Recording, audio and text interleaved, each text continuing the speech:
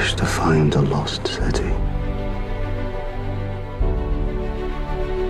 Percy Fawcett was one of the most incredible explorers in world history, one of that generation of men who tried to fill in the blank space on the map. Who would venture into these blank spots on the map, a little more than a machete, a compass, and an almost divine sense of purpose.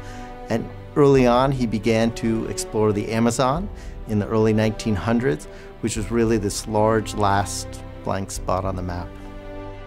Initially, he went towards solving quite an important border dispute. The border between Brazil and Bolivia was, I think, written down on paper, but there was much dispute about where it actually physically was. So he was tasked by the Royal Geographical Society. And so explorers were needed to get out on the ground, pound the earth and work out what was where, and keep that business of auditing what is on this planet. The environment's brutally difficult. Terrible disease, murderous savages. The journey may well mean your life. The idea of doing what these Victorian and Edwardian people did is mind-blowing. They didn't know where they were going. They had inappropriate food which spoiled. They didn't know how to live off the land. They didn't know what things were safe to eat or not. And they were beset by diseases. And then the mental trauma, the emotional trauma of actually burying your friends, your companions along the way. On these expeditions, people died on the way. And that's something that I think if we go on little adventures nowadays, we can't even understand. Amigo! Amigo! Amigo! But the weird thing about Percy Fawcett is I'd never heard of him. And I love the history of exploration.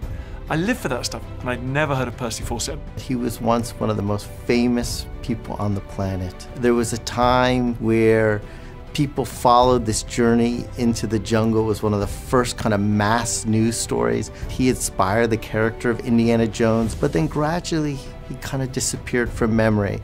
And I think one of the reasons he disappeared from memory was because there was kind of an assumption that, well, did he actually discover anything?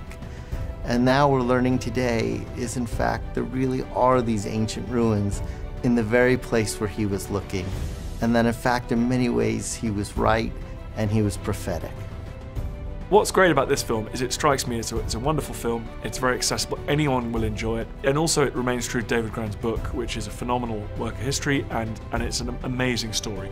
Some of the depictions of his initiating first contact with previously uncontacted tribes in the Amazonian basin, I think that was a brilliant depiction of exploration in an era which just seizes the imagination.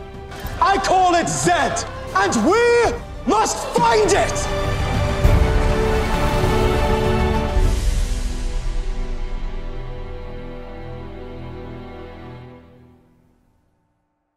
Hey, so I hope you liked that video. What did you think of the actors? Did they do a good job? Well, today I've got for you a list of the top 10 highest grossing actors of all time, as of the 30th of June 2016 by Box Office Mojo. Harrison Ford has been named as the highest grossing actor, and Scarlett Johansson the highest grossing actress. So here is the list and their earnings in millions USD. Coming in at number 1 is Harrison Ford with 4871.7. Number 2 is Samuel L. Jackson at 4646.8. Morgan Freeman is number 3 with 443. Number 4 is Tom Hanks with 4340.7. Robert Downey Jr. is number 5 with 3943.6. Number 6 is Eddie Murphy with 3810.4. Number 7 is Tom Cruise at 3587.2. Number 8, Johnny Depp, 3366.3. Michael Caine at number 9 with 3340.5. And Scarlett Johansson at number 10 with 3332.1. So what did you think of the list? Do you think these actors merit earning that much? Who do you think is worth the most money? Let me know in the comments below, and remember to subscribe to Film Is Now to stay up to date on all the best trailers.